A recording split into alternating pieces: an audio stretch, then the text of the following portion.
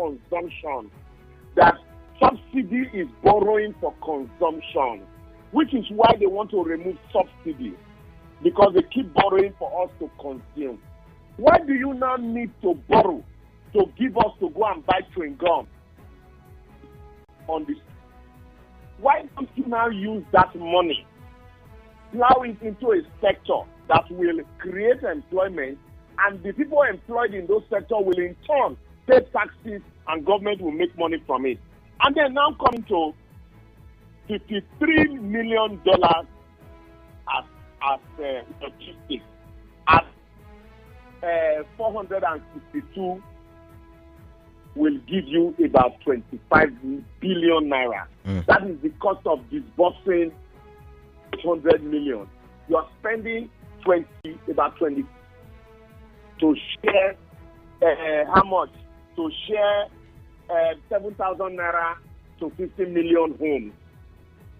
And the debt management office had told you, the budget office said our loan, our standard debt is standing at 41 point something trillion.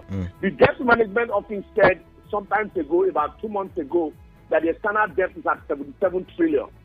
That's in naira. Yes, that's in naira. Yes. So yes, it is good to borrow. Nobody is querying the fact that all big economies borrow.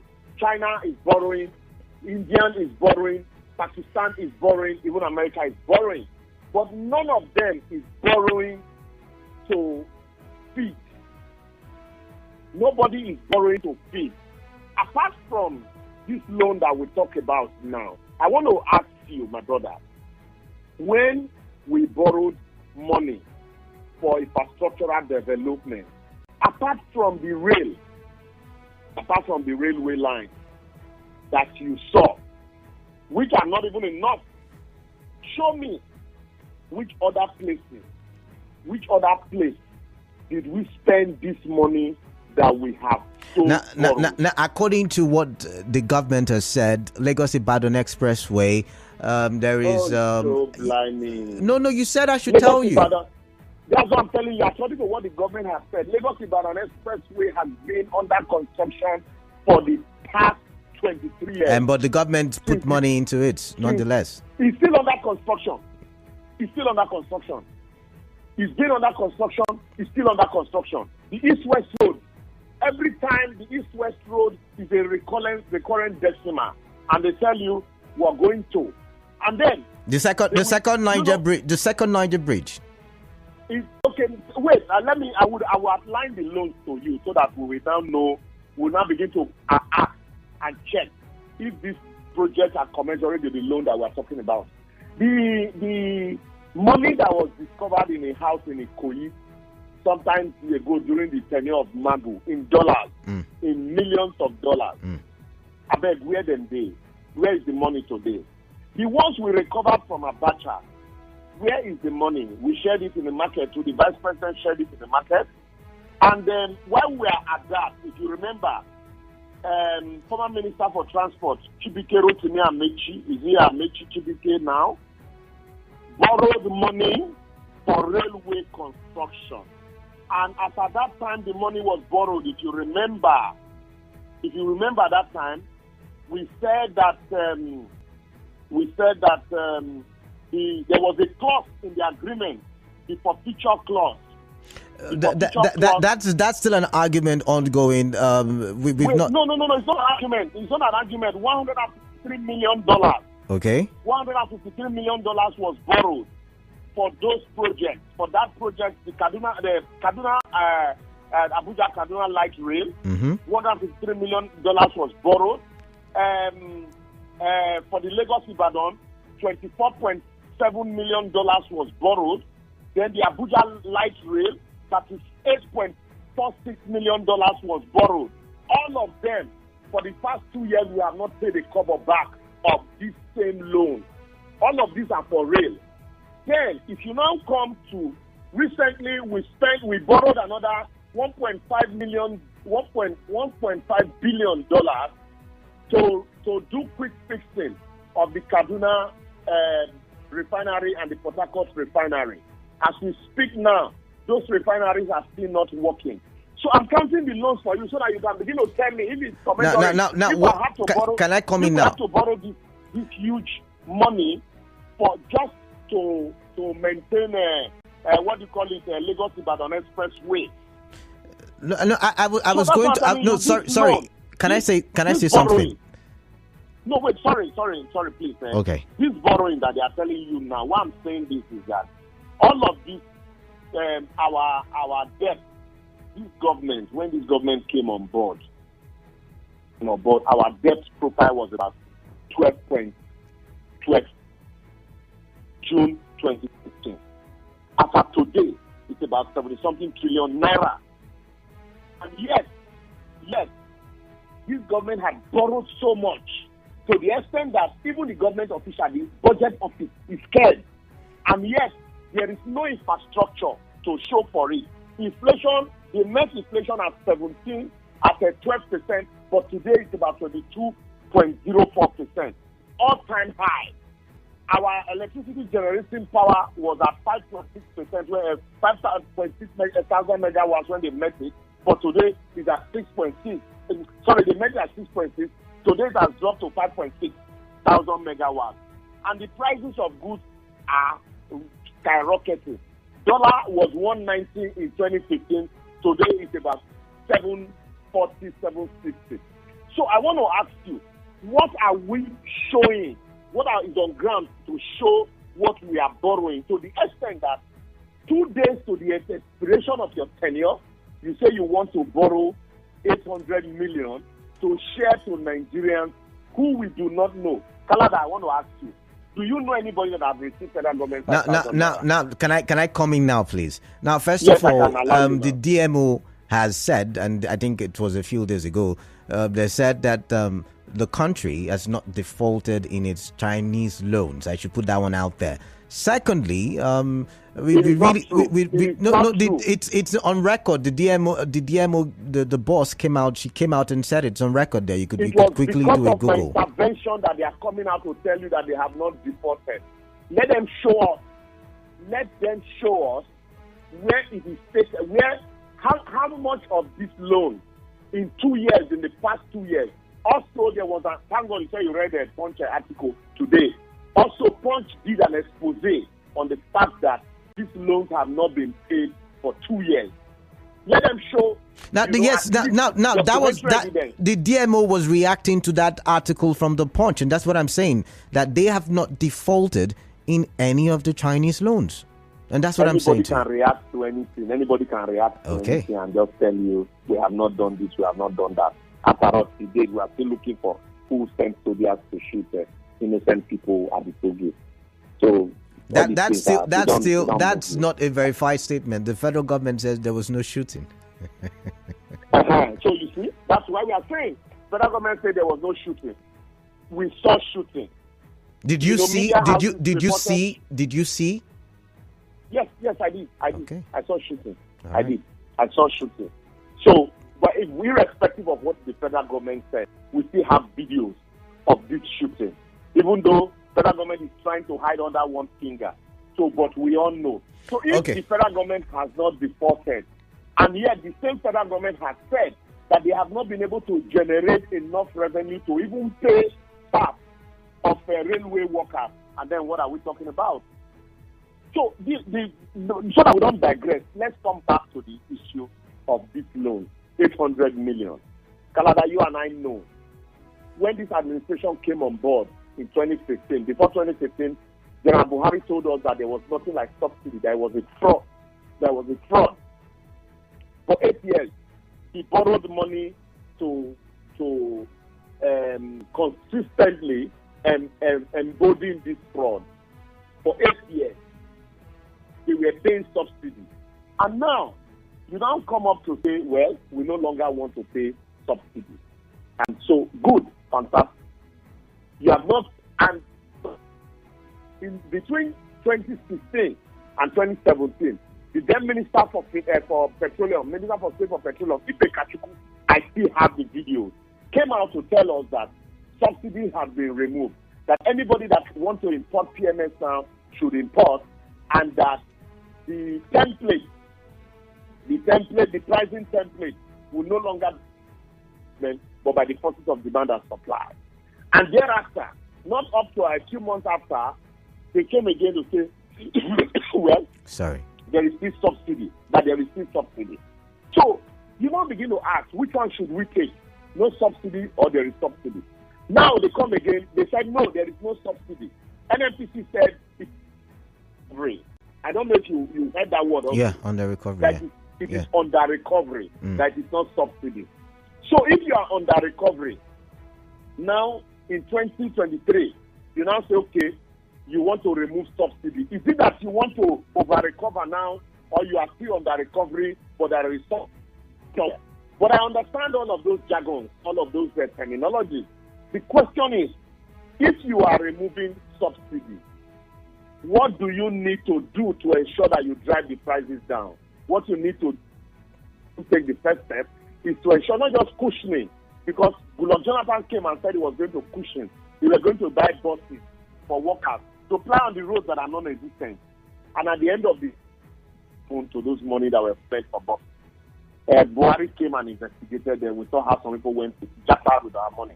So now, if you are removing subsidy, don't you at least elementary acknowledge that your refineries need to be working up and so that it will your local consumption and your local consumption. No, our refineries are not working.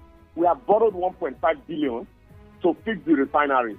Kaduna refineries, as I speak to you, they say they are quick fixing it by Dewu.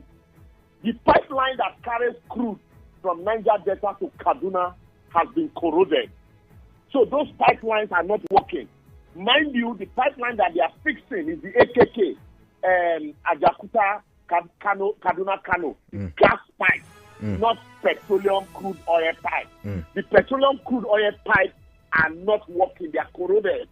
The nitrogen plant, quote me, the nitrogen plant in Kaduna refinery is not working. So nitrogen is sprayed on the equipment to preserve it. But yes, they are quick fixing the refinery. So if you finish quick fixing, Kaduna does not have river that you will dry dock vessels to those places to take crude there. So which crude are you going to refine in those all right. Now let me. So that will bring us back to this issue of subsidy. So why don't you allow the new administration to come on board, study the template, and know whether they want to retain, whether they want to move on with it, or whether they want to adjust. Now let me pause your thoughts, please. Let's leave subsidy for a bit, and let's come to the reason why the president is asking for the approval of this loan. It is for the vulnerable people in society. And then it reminds me of other social intervention programs that have been done by this administration, from traders' money to school feeding program to, farmers' money and all the likes. I remember the last time I read about farmers' money, the government was complaining that some of the farmers who took the loans are unable to pay back the money. Some of them are unwilling to pay back the money. There are other. I'm not the one that said it. Wait. I'm going somewhere. I said I read. I heard. I have not said anybody said. Now, the question I want to ask is, looking at the current state that poverty rate in Nigeria has increased. At one point, we were said to almost be the number one, if not for the population of India. How would you rate social intervention programs in Nigeria, especially under this administration? Do note that SIPs did not start with this administration. It started even from Goodluck administration. So how would you rate SIPs in Nigeria? I want to ask you one question. We have seen, just the same way you have read, I have also read, where the school feeding program, in most cases, even places where it exists, it is almost shabby. That the food is nothing to write home about. You can't even say that food is up to 5,000 naira. Even the 5,000 to the old and vulnerable. I have not seen any old and vulnerable who is receiving that 5,000. I might have seen. I might have heard of. Yes. No, wait. Now that's what I'm saying. That even though I've heard that some persons receive, but the number that's true. Also, the 400 million social intervention program that the Minister for Humanitarian Disaster shared to the vulnerable people that were ravaged by flood last year. That money, they said that because people don't have accounts. In this day and age of cashless economy, you share 400 million to people without accounts. How do you account for it? And then, now taking it home. I'm trying to give you reasons why trust is very key in accountability. So, and then you now take it down home. All of their trader money, all the intervention programs, starting from trader money, anchor borrowers program. You didn't just hear. It is true. It's in the news that somebody who collected CBN anchor borrowers program for rice farming went to marry 4 wives in Kano, and nothing happened. He was not arrested. Rather, the CBN complained. The CBN had not denied that story. So, when you have all of this, people collect government money for free and they don't pay back and there are no consequences. And yet, the people that are collecting this money, you can count them with your fingers. So anytime government comes out to tell you they want to share money to people, to the poor and vulnerable, you doubt the sincerity because there is no trust in the previous one. Even when the Vice President of the Federal Republic of Nigeria, a professor of law and a pastor in a redeemed church, was seen going around anytime there is election in a state, they go there to share 10,000. You go to those markets a day or a few hours after the Vice President has vacated, and take a census of, at least I did that in Edo, take a census of how many people received that 10,000 naira. You will hear that not more than 10 persons received 10,000 naira. But yet, in the news, you will hear that federal government shared 10,000 naira to 5 million people in Edo State. With that kind of insincerity, those kind of bogus narrative, it becomes very difficult for you to trust any social intervention program, most especially where there are no data to verify. If, for example, I work in a bank and government says they shared 5,000 naira to 200 persons in my bank, all I need to do is to log on to the account of these people and see if they receive 5,000 naira from any source. But because they know that you would want to verify using those sources, they would rather give it as handout. Right. That is why they put the money on top of the table and said they have shared. All right. Those ones, there are no ways of verifying them. That is why these social intervention programs of the government cannot be trusted. Rather, in a place, why did they say Nigeria is the poverty capital of the world? Not because we don't have money to share. After all, as you speak today, only God knows how many people have sent your account number begging you for urgent 2K. But not because we don't give social intervention at the family level or even at the social level, but because there are no gainful employment that will in turn drive the economy, and people can earn a living and pay taxes to the government. Because in the non-availability of that, what you are going to have is poverty everywhere. Instead of the government to now begin to find a way to create jobs, they further drive you down poverty line all in the name of social intervention program. That is why this same one will go down in those same way. At the end of the day, this money will be collected and you will see more than 500 people that received it, and they will tell you in 2 days they have shared $800 million to Nigeria. From your tone and from what you have been saying, I can deduce that you're not in support of this administration collecting the loan. Never. Two, you think that the money will not be used judiciously. So can I open the phone lines now? Yes, I can. If you're listening, it's your time to contribute to the conversation that has been the talk around the nation. And everybody's been wondering and asking. And the big question, why do we need $800 million in this time when the administration is about to hand over? Also, people are asking, with our debt profile, should we still go at borrowing? Or should we be looking at revenue generation like Akabweze, who is the person leading the budget office, has said we should begin to look at?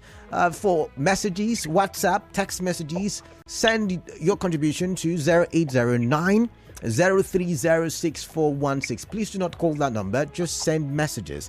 0809 0306 But if you want to call me and my guest right here in the studio, all you have to do is use these numbers: 0817 923 0002.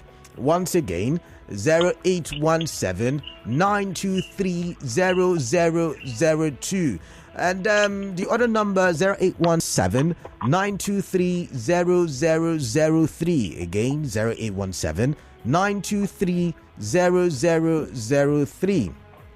Remember to keep your contributions constructive. Remember, yet again, we're talking for the development and not for the destruction of a society. Why do we need $800 million loan? It's my question. I mean, we need it. The government says for palliative to vulnerable people. Why do we need such? Secondly, social intervention programs have been successful. Can they be successful?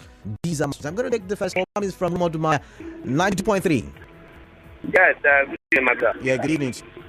I think this money has a name. If I give this money a name, I will take it by one. End of money. Okay. There's nothing like a loan program. If you are taking a loan and then you will not there to see what it will be for. So what's the end of the loan? Right. So me, I think it's a good buy money. Right, Not it's the end of ceremony. Nobody should deceive anyone. We are no longer this. We are not babies in this country. Our just in this studio just play everything categorically. All right then. All right, thank you, Rami from Rumod. Lomba from welcome. I agree, Canada. I agree to right back. If all these things are married and I'm in the studio, you want to tell that people is just for mouth. America, England, all of them become great. They never become great by doing their content, they say they love. Like, I think that I'm alive to see the change that people fight so hard during the time of that the people fight so hard. Even the nation was enough to make sure people have the power. I thank God that I'm alive and see how much they love the one Nigeria. Thank God. All right then. All right, thank you. Glory be to God, Lumba. Thank you very much, Lumba. Thank you for contribution. Remember, let's keep constructive. Let's keep our contributions constructive. A conversation for a better society, not a conversation to divide or to destroy or to bring evil on our land. All right. While waiting for a call, I'm going to read this one. It says, how can a man that is very, very poor go out to his community meeting to borrow money to share with children to go and flex? The Nigeria go, we don't know. Before that one, good evening. The idea of borrowing $800 million for me, it is completely unacceptable. The president has since demonstrated his inability to manage the country. Every now and then the president will come up with a particular unfull amount to borrow. Does it mean he cannot generate something substantial from previous borrowed monies? It's a clear case that the president is not demanding ramifications. All right, do you fear the borrowing? Eat off. All right, thank you very much. Carl Mokuchi are down 92.3. Yeah, good afternoon. Our justice system, for me, looking at what they have done, how much they have given, our justice system is giving information. The reason being that immediately, for government, what matters is for individual like me. So, a situation where something of this mother that is really now takes away, the government has to take account. And the one that is place is elsewhere. I think when it is now, the government refuse or delay in taking more action as well required to add your hand in every certificate or some other. So that is the unsafe. So the delay in making sure that this thing is properly, this person are properly executed. So I will have suggested that when the criminal matter ends, maybe that is why there is always this delay. They are innocent ones who may be free when the matter is appealed. I think the government should take the matter up and not waiting for the victim to appeal for the matter. All right. They should take the matter. They take the matter to Are we talking about the to same the thing? lower court, either magistrate or high court. They also take the matter to the court of appeal. All right then. And then to Supreme Court. I think the law is reformed. Similar matter may end in court of appeal. All right then. All right. Thank you. The time. So that when these people are convicted at that level, then the president of the nation can now sign his signature for the law to take its course, and that will reduce all these money. All right. Thank you. All right. Thank you very much. Yes, I do understand you. Thank you very much. That's my observation. All right. Thank you very much for your time. Now, I'm going to go to you now, Mr. Oshoma. We spent so much time talking about the government's debt and how the SIPs have not really worked. But let's look at revenue generation. Akabweze, talking to the lawmakers-elect, was saying that more than 30% of when more than 30% of your revenue is used for servicing debt, then there's a problem. In Nigeria's situation, somewhere between 80 to 95% of our revenue is used in servicing debt. How then do we generate revenue? What can we do differently, so especially for the new government, so that we can generate revenue and stop leaning on borrowing money? Yeah, first and foremost, you can't run a country the way Nigeria is structured and expect to not to run into debt. What we have is a feeding bottle system of government. Okay. Where every state runs to Abuja every week, every month to share revenue. They gather all the money. And then they say, "But take your own. You take your own. You take your own. Me, I keep my own." What that breeds is laziness. The states become so lazy that they are not viable. Like when you have a glutton in the family, it says, "Let us eat together. It is good we eat together because he knows we will eat more." And so, when the father gathers everything and puts it in one place, both those who work and those who didn't work now get each piece of meat the same way. Nobody will want to work. They all wait. When the money comes, we will share it. So, the only way we can move out of this debt burden is to ensure that we reverse the trend of governance by empowering the local, the state, to generate their own revenue and pay taxes. Like El-Rufai of Kaduna State suggested yesterday, generate revenue and pay taxes of 20% of that revenue to the federal government. All right. When that happens, the gold in Zamfara will not be left to militants, to bandits, and to illegal mining. The lead in Plateau and in Nasarawa State will be properly harnessed by the state government. The bitumen in Oshoma, the limestone in Ekiti, all of these become the foundation of revenue generation for these states.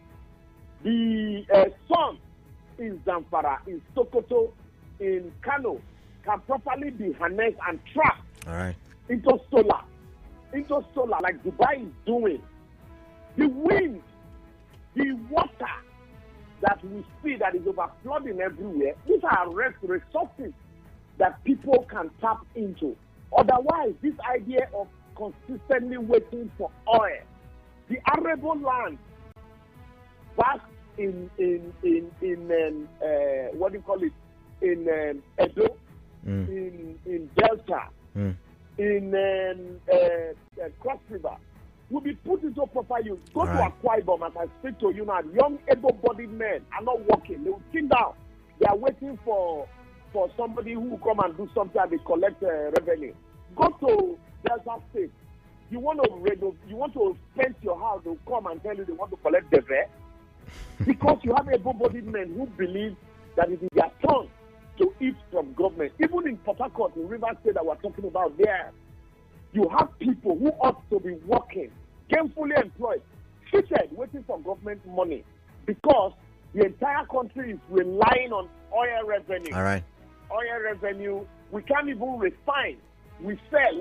He does not know the quantity of crude that is taken from our soil daily.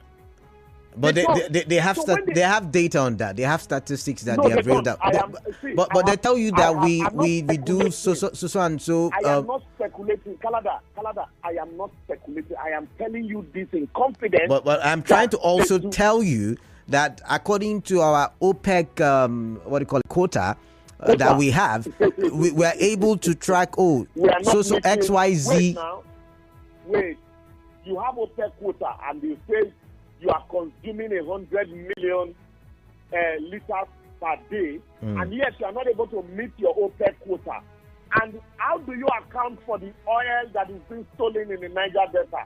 All of those pipelines that you see that Tompolo helped us recover recently, and there's so many others that have not been recovered. But that's what I was trying to tell you, that the government is saying that the reason why they have not been able to meet up with their OPEC quota is because of the pipeline vandalism, and based on that statistics, they should know. Not know the quantity of oil that is taken from our soil. All right then.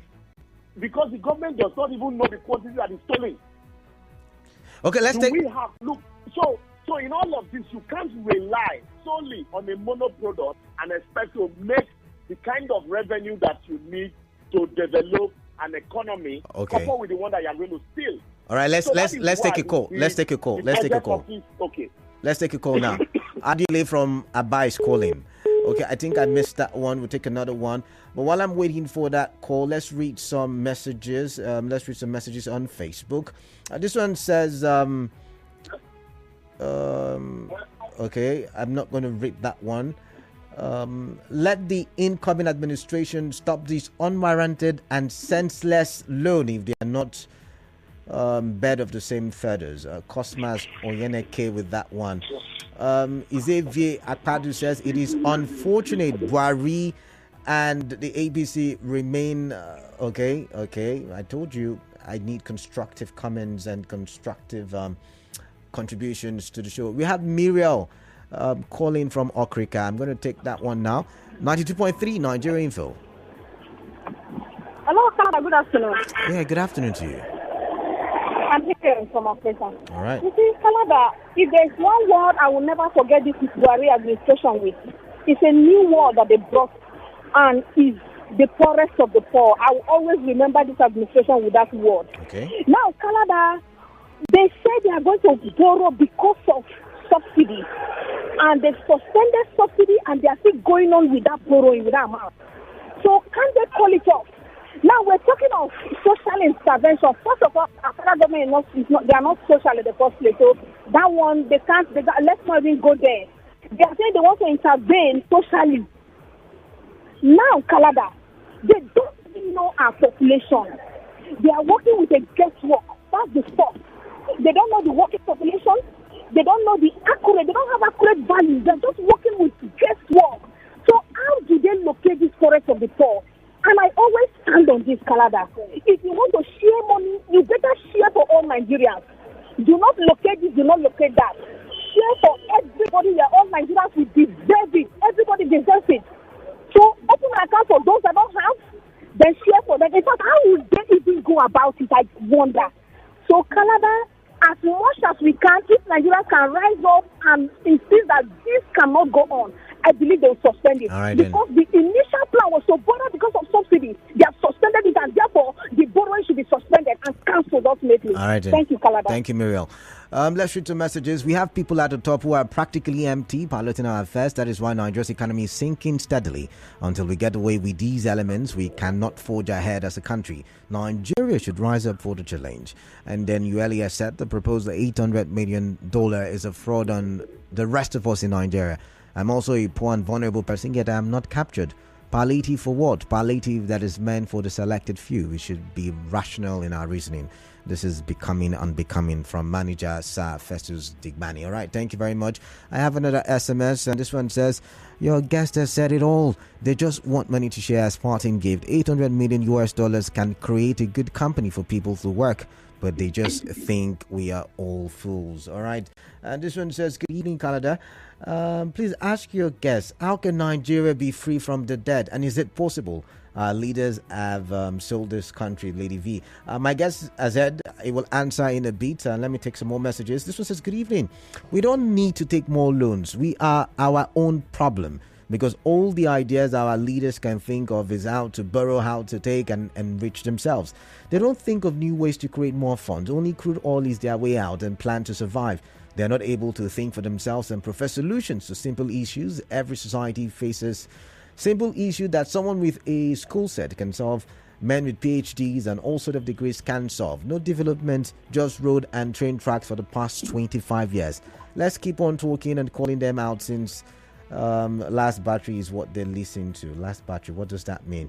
But Emi Fiaga with this one says, I don't support unnecessary borrowing by this administration. However, in rejecting unpopular policy of government, there is necessity to set the record right, not misinform fellow citizens. Most of the statistics given by a guest is incorrect. So by 29 May 2015, Nigeria electricity generation was 2,800 megawatts, not okay, as claimed by a guest. According to the data on March 2 and 3, 2023, power generation, we're not talking power generation, or did we talk about power generation now? By the end of the first quarter of 2015, the Debt Management Office pegged the country's total debt, comprising foreign and domestic debt owed by the federal government, all the 36 states, at 12.062 trillion naira, which we mentioned, by the way. And then you went ahead to say, this day newspaper of 24th May reported Okonjo-Iweala saying Jonathan incurred $21 billion, that is 8.620 trillion naira. Now, my guest did say that Nigeria's debt as at 2015 was 12 plus billion or trillion naira. That's what he said. I mean, I can get you the off-air dub if you want. Let me feel nonetheless, thank you very much for your statistics. I can read one more, and it says, Kalada, good evening. The morning question has a name, and the name is Last Minute Losing, so it's not in the interest of the vulnerable Nigerians. Papilo from Bonny Island. All right, so we have about 2 more minutes to wrap up. Mr. Oshoma, someone is asking you, before your last word, someone is asking you, can we ever get rid of our debt profile? No country survive without debt. All right. So that it doesn't look as if we are demonizing debt. All right. No country survives without debt. You must borrow. But no country can sustain its economy by borrowing to feed, which is what we are doing. Okay. You can get out of debt by borrowing to fund infrastructural development that will in turn yield profit. And at the end of the day, you're able to pay back. When you borrow money, for example, to fund industry, those industries will produce what you will sell. All right. And in turn, the workers that you're going to employ will pay taxes. And there'll be enough money. When you borrow money to fund agriculture, massive agriculture, your people will eat, there'll be surplus for them, and then you can even sell to neighboring countries. We have arable land, and you will make more money. Look at Brazil, for example. The massive agriculture in Brazil.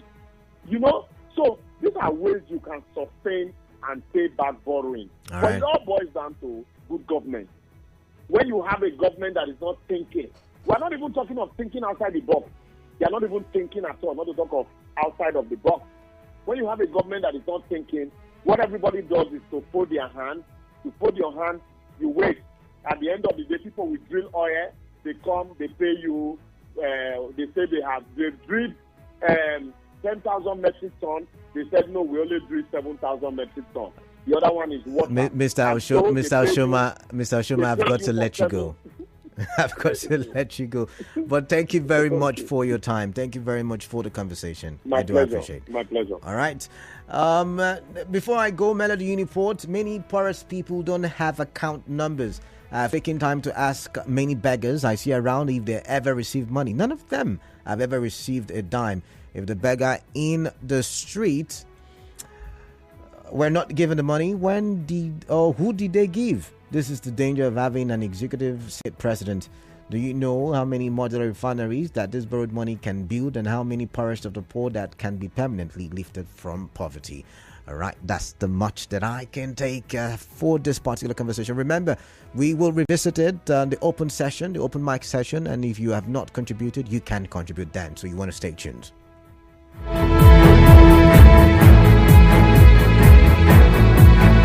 Information is a two-way thing.